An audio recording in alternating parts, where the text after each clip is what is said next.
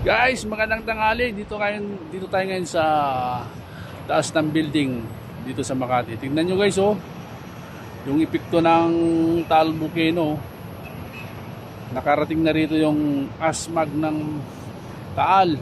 Yun, oh, doon sa Maynila wala nang makita. Yun, oh. Ang dilim na. Epekto yan ng Taal Volcano. Yun, oh. Bandang Maynila, tsaka Caloocan, wala nang makita. Yan, oh. Yan, Manila Bay.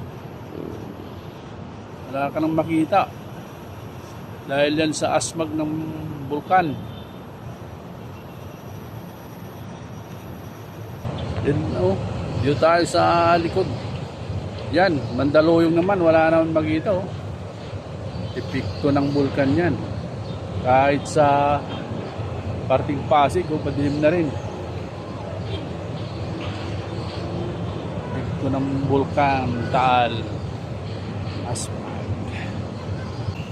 Madilim ang kapaligiran ngayon kahit tanghaling tapat.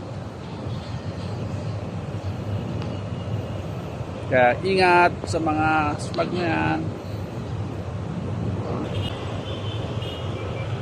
Yan ang dilim. Mandaluyong, Quezon City yan.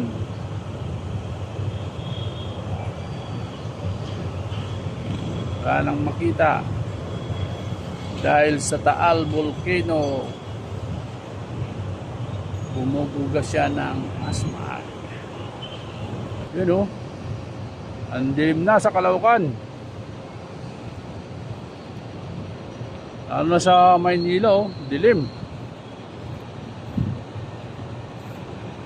Ito naman, Makati, madilim din.